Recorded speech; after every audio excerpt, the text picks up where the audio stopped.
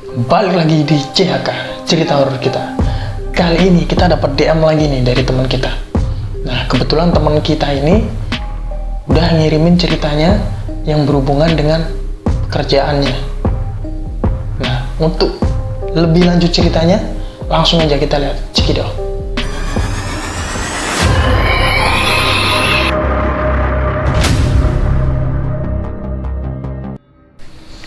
Nah, pagi itu si Henry ini sebut saja pagi itu si Adit ini sebut saja namanya Adit ya.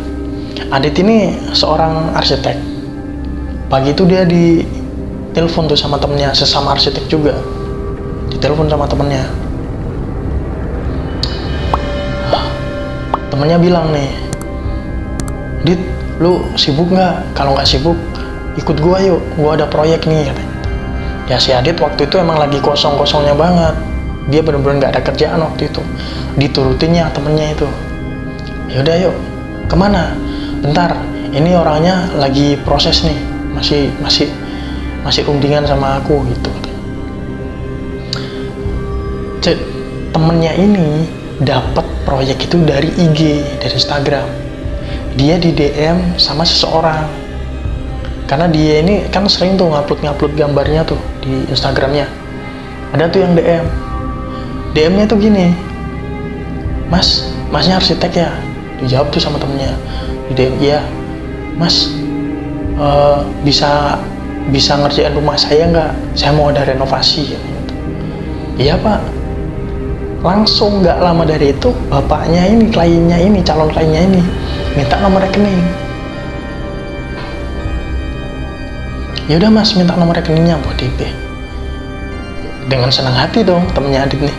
Oh iya Pak, tapi ini sebelumnya saya mau tanya, ini konsepnya seperti apa dulu Pak, biar saya lebih paham. Nggak usah, yang penting Masnya kirim aja nomor rekeningnya ke saya dulu. Dikirim lah tuh nomor rekeningnya. Habis dikirim dari nomor rekeningnya itu, nggak lama, 5 menit mungkin, kalau nggak 10 menit, ada transferan masuk dari bapaknya itu tadi. Nilainya 50 juta. Ya temennya Adit kaget dong, loh kok sebanyak ini? Sedangkan dia ini belum tahu nih bangunannya kayak gimana, ukurannya seberapa. Habis dari itu, langsung temennya ini kayak nanya ke bapaknya, aduh Pak, kok Bapak langsung ngirim DP-nya? Kita kan belum ngapa-ngapain, belum ada perjanjian apa-apa gitu. Udah nggak apa-apa Mas, Masnya kosongnya kapan? Oh bisa aja Pak, yaudah besok dijemput ya sama driver saya. Oke. Nah, akhirnya si Adit ini, temennya Adit ini ngasih share tuh ke bapaknya buat dijemput sama supirnya. Dijemput sama supirnya itu pagi banget, sekitar jam 2, jam 3 pagi. Akhirnya si temennya Adit siap-siap. Nah, Adit ini ditelepon, nanti sekitar jam 3-an kamu harus udah ke rumahku ya, soalnya udah dijemput nih kita jam 3. Loh, kok pagi-pagi banget? Kenapa nggak jam 7, jam 8, jam kerja gitu? Ya kan katanya bapaknya jauh, aku sendiri juga nggak tahu rumahnya di mana. Si Adit ini heran, loh, kamu nih nggak tahu rumahnya di mana, kok berani-beraninya kabur proyeknya? Kita kan nggak tahu lokasinya. Kenapa kamu nggak nanya dulu? Katanya. Udahlah, yang penting kita dapat proyek, kamu juga lagi nggak ada kerjaan, katanya gitu. Sampailah nih temen Adit nih ke rumah temennya. Nah, di situ sudah terparkir mobil sama satu orang tuh, mungkin tuh drivernya. Adit masuk ke rumah temennya terus bilang, di depan udah ada mobil tuh. Iya itu, kita udah dijemput. Awalnya mereka nggak ngerasa aneh sama sekali. Nah, ketika masuk di mobil, Pak, udah Pak, kita berangkat. Drivernya cuma noleh gini dong. Iya Mas, gitu dong. Akhirnya si Adit sama temennya ini berangkat. Ditanyain sama temennya, Pak, emang rumahnya di mana? Drivernya cuma bilang gini doang, udah Mas ikut aja, saya tahu jalannya. Itu doang kata-katanya. Di tengah perjalanan, si Adit ini ngerasa kayak bau mobilnya ini aneh banget, kayak bau bangke gitu. Dia kan mikirnya kayak ada apa nih? Tadi enak baunya, kok sekarang bau bangke ya? Tanyalah ke temennya, kamu bau juga nggak? Iya, udah nggak enak kita. Dua orang ini, temennya Adit sama si Adit, nahan bau bangke itu selama perjalanan karena nggak enak mau ngomong sama supirnya tuh. jaraknya itu ternyata jauh banget. Ketika udah 2-3 jam perjalanan, sampailah di suatu perkampungan. Dia berhenti, ini drivernya ini langsung berhenti di sebuah warung. Mas, kita istirahat dulu mas, ngopi-ngopi dulu. Ketika lagi enak-enak ngopi, si Adi dan temannya ini ditanyain sama pembeli warungnya, sama penjaga warungnya, masnya mau kemana, dari mana? Akhirnya si Adit bilang, saya dari Surabaya. Masnya mau kemana? Saya nggak tahu bu. Saya tanya drivernya juga nggak dijawab. Emang di sini ada perkampungan lagi? Ini kampung terakhir mas. Masnya emang mau kemana? Nggak tahu. Dan ketika ngomong nggak tahu itu, ibunya ini ngelirik ke arah jalan seberang. Dia cuma bilang gini, jangan sampai ke arah sana. Gitu doang. Diem lah di situ. Akhirnya masuk ke mobil lagi, drivernya mau nanya, beneran apa yang ibunya bilang?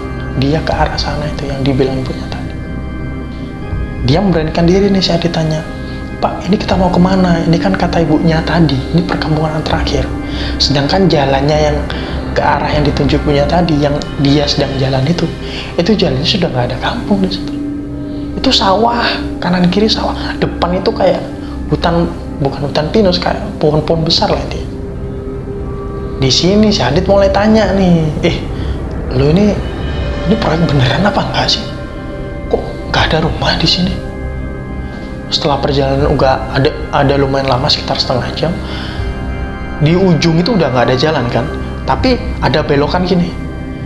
Di sini tuh kayak ada semak tinggi-tinggi.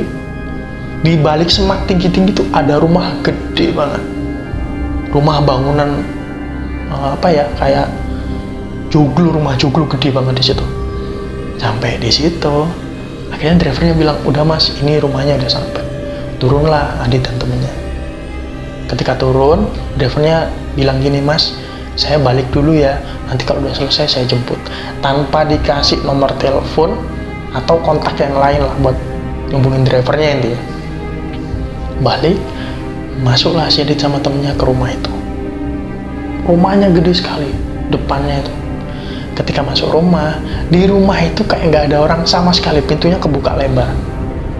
Adit ini dari awal kayak ngerasa aneh, karena di depan rumahnya dia tuh banyak tatakan gini, yang ada bunga-bunganya buat sesajen dulu.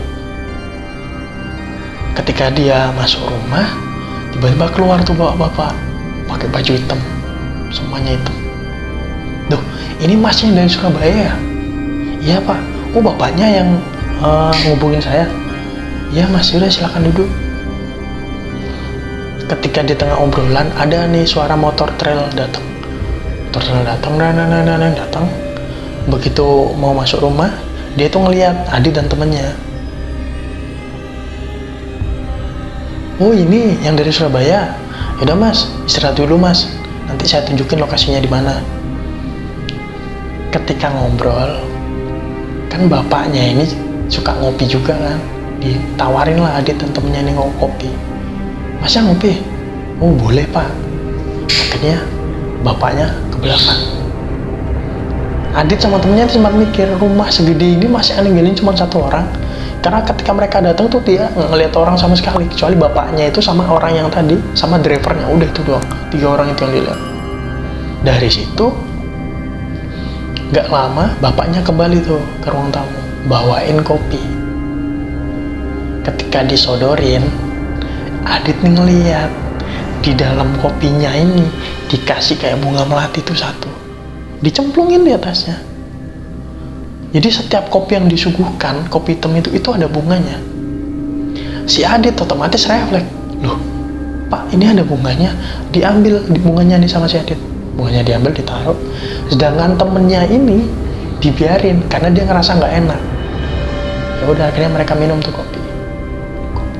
Si Adit nih dari sini udah ngerasa nggak enak, pengen pulang aja dia. Habis ngobrol-ngobrol, yaudah masnya istirahat dulu aja, kita makan-makan dulu. Udah pak, nggak usah repot-repot. Oh nggak apa-apa mas, nggak apa-apa, di desa udah biasa kayak gini ya. Dikeluarin lah makanannya apa? Tumpeng. Kalian tahu tumpeng kan gede banget, itu cuma 3 orang, Adit, temennya dan bapak itu. Ya saking laparnya dari perjalanan jauh tadi kan, makan lahap di situ. Begitu makan udah selesai, kenyang, mereka suruh istirahat bentar. Nah, sore hari bapaknya ini ngajakin tuh ke belakang. Jadi si Adit sama temennya ini belum sempet ke belakang sama sekali, ya masih tahu ruang tamu aja di situ, belum kemana-mana. Ya udah mas, ayo mas kita ngecek lokasinya, ada di belakang. Jalanlah, itu kondisinya udah mulai maghrib, mulai ya mau isya, setelah maghrib mau isya lah, tengah-tengah itu. Jalan ke belakang, pas dibuka pintu belakang, di belakang itu ada kayak tempat pacuan kuda gede banget. Di sampingnya itu ada bangunan joglo. Disitulah yang mau direnov. Lupa mana bangunnya mau direnov itu mas, ditunjukin sama bapak. Pas ditunjukin ke sana tuh Adit sama bapaknya, dibuka tuh kan bangunan joglo di samping pacuan kuda tuh. Pas dibuka, di dalamnya itu isinya kayak tempat gamelan, ada tempat pewayangan lengkap di situ. Adit otomatis nyenggol temennya nih, kamu konsep kayak apa ini renovasinya? Nggak tahu, bapaknya nggak bilang. Terus temennya Adit bilang, Pak ini mau dikonsep seperti apa? Ini kan bangunannya juga masih bagus katanya gitu. Jadi joglo masih kayu-kayunya masih bagus semua. Terus bapaknya bilang, udah nggak tahu mas, terserah lah mau dibikin kayak apa. Yang penting masnya datang ke sini. Yang penting masnya datang ke sini. Udah kata gitu. Akhirnya ya udah pak. Temennya Adit nyenggol nih, udahlah nanti kita bikin bareng-bareng gampang, udah diukur aja dulu. Pas enak-enak lagi ngukur nih, si Adit kan disuruh ngukur nih. Di belakang panggungnya itu dia ngelihat ada ayam hitam diem. Jadi namanya ayam ya, kalau ketemu orang kan paling nggak dia kabur, itu nggak diem. Lah pas Adit ngelihat ayamnya diem tuh, dia mau bilang ke temennya kan nggak enak karena jauh tuh, ada bapaknya juga. Dari situ diukurnya selesai. Selesai ngukur, yaudah pak kita langsung mau pamit. Bapaknya bilang, loh kenapa buru-buru mas, nginep aja dulu di sini kan udah malam. Akhirnya si Adit nowel temennya lagi, gak mau aku, pokoknya kalau sampai aku disuruh nginep di sini aku gak mau. Iya aku gak enak mau ngomong. Yaudah iya ngomong. Akhirnya temennya Adit beraniin ngomong nih ke bapaknya, loh pak kita kan di sini tujuannya buat survei dulu pak, lah kita nggambar konsepnya itu di rumah di Surabaya. Ya tapi tengah malam gini mas, mending masnya nginep. Ya udah akhirnya mereka mau tidak mau menuruti tuh kemauan bapaknya tuh. Disediain lah mereka ruangan di dekat ruang tamu, ya disediain kayak kamar gitu. Ya udah akhirnya mereka istirahat, mandi-mandi. Setelah mandi-mandi, Adit ini denger kayak ada suara jeritan perempuan dari belakang, kayak minta tolong. Akhirnya Adit nowel temennya nih, kamu denger nggak? Denger apa? Ada suara perempuan. Ya denger aku juga. Ya kan mereka ini sebenarnya pengen nolongin, tapi mereka juga takut, nggak enak kan. Akhirnya Adit sama temennya memberanikan diri nih untuk mulai keluar dari kamar itu. Dia keluar dari kamar, dia jalan tuh keluar ke arah pintu belakang. Yang di belakang yang ada pacuan kuda itu. Pas dibuka pintu belakang itu, Adit dan temennya ini lihat bapaknya lagi naik kuda berjalan ke arahnya pakai kuda warna hitam. Adit dan temennya ini kan lihat ke arah bapaknya dari kejauhan. Bapaknya udah naik kuda warna hitam ke arahnya Adit. Lewat di depannya ini, bapaknya kayak gak ngelihat dua orang ini, kayak dia lewat aja.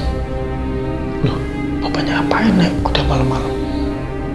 Dari situ Adit mulai udah gak tenang, udah kita gimana caranya bisa pulang, Akhirnya dia balik ke ruang tamu, ditungguin lah di situ. Gak lama bapaknya nongol lagi. Terus diajakin ngopi lagi. Nah, si Adit kan cari cara nih gimana caranya kita bisa nggak nginep di sini. Akhirnya si Adit ini bilang, Pak, ini saya mau nyari rokok nih, rokok saya habis. Disodorin sama bapaknya, rokoknya bapaknya ini. Aduh Pak, saya nggak bisa kalau ngerokok yang itu. Mungkin di sini ada warung deket, saya mau beli rokok dulu. Oh, nggak cocok sama yang ini, kata bapaknya gitu. Nah, di dalam ruang tamu itu sebenarnya ada etalase, tapi ketutup sama kain. Adit sama temennya juga nggak nyadar kalau itu etalase kan. Begitu pas dibuka sama bapaknya, di situ ada rokok lengkap banget, termasuk rokoknya si Adit tuh ada di situ. Akhirnya pupuslah sudah harapannya si Adit untuk keluar dari rumah itu. Lanjut diajakin ngopi dan tetap dikasih kopi yang ada bunga melatinya itu. Gak lama dari situ ada perempuan masuk. Bapaknya bilang gini, ini perempuan yang kalian dengar tadi nangis-nangis. Akhirnya si Adit sama temennya nih kaget loh, kok bapaknya bisa tahu. Padahal waktu itu yang di ruangan tamu itu yang gak ada orang, ya cuma Adit sama temennya. Akhirnya dengan kebingungan itu ceweknya suruh duduk tuh. Nah, duduknya cewek ini di sampingnya temennya Adit. Ngobrol lah berempat mereka. Terus selang beberapa menit obrolannya mulai beda arah nih. Si Adit condong ke bapaknya ngobrolannya. Si temennya Adit nih ngobrol sendiri sama cewek itu tadi yang baru datang. Akhirnya si bapaknya manggil tuh si Adit. Dit, kamu sini aja ngobrol sama bapak, biarin temen kamu ngobrol sama mbaknya. Akhirnya si Adit ini duduknya pindah deket bapaknya. Pas Adit ngeliat ke temennya itu tadi, dia lihat mbaknya itu mukanya pucat banget. Ya, kalian tahu lah maksudnya, bukan mbak beneran. Dan Adit juga ngeliat di bawahnya itu nggak ada kakinya. Dia kan pakai kayak dress panjang, tapi nggak ada kakinya pas Adit lihat. Pas Adit lihat itu, refleks langsung noleh ke mata bapaknya gini. Bapaknya langsung kayak gini, udahlah. Itu doang. Akhirnya si Adit daripada ngomong langsung gak enak, di chat tuh ke temennya, kamu ngobrol sama siapa? Itu bukan orang, katanya.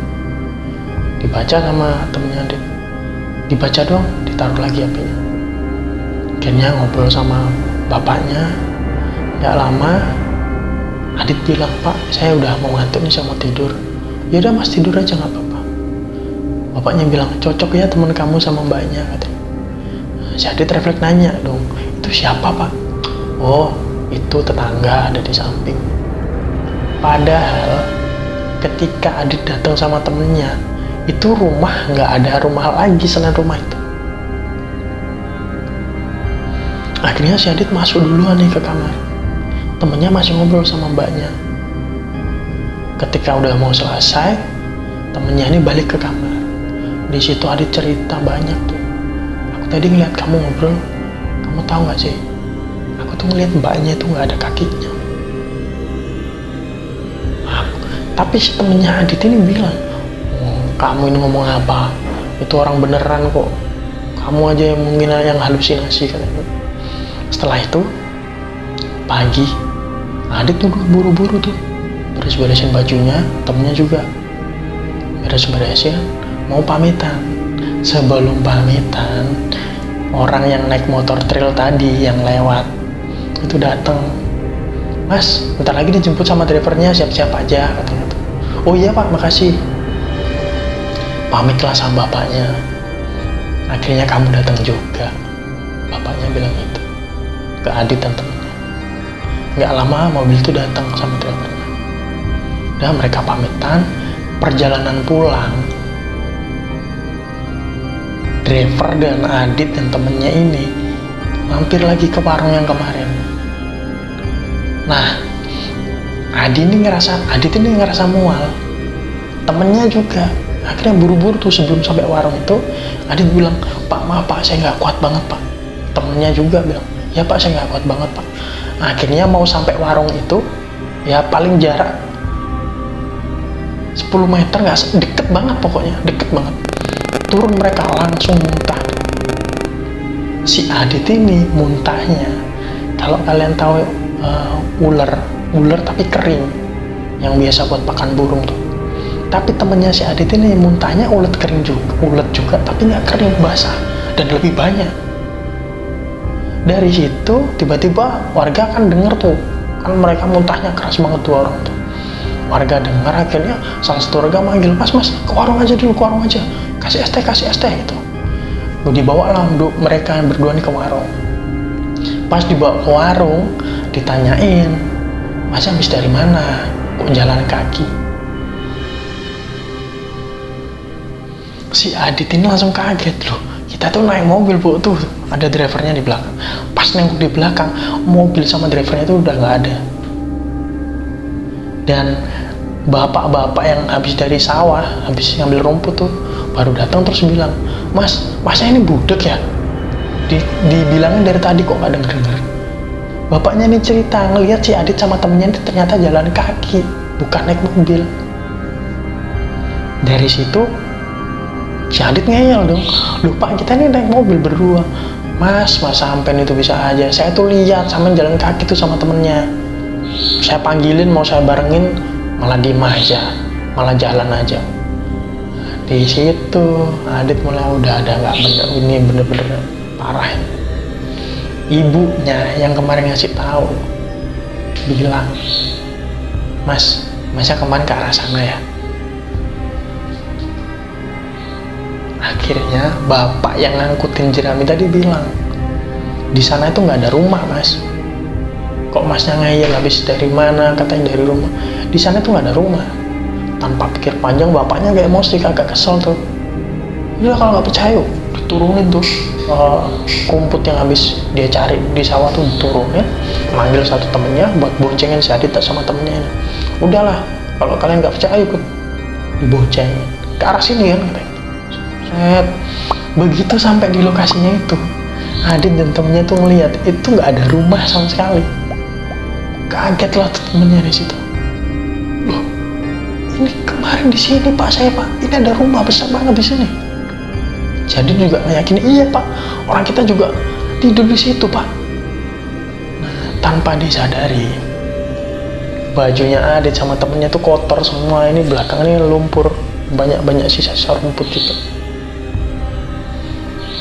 Akhirnya baliklah ke warung yang tadi.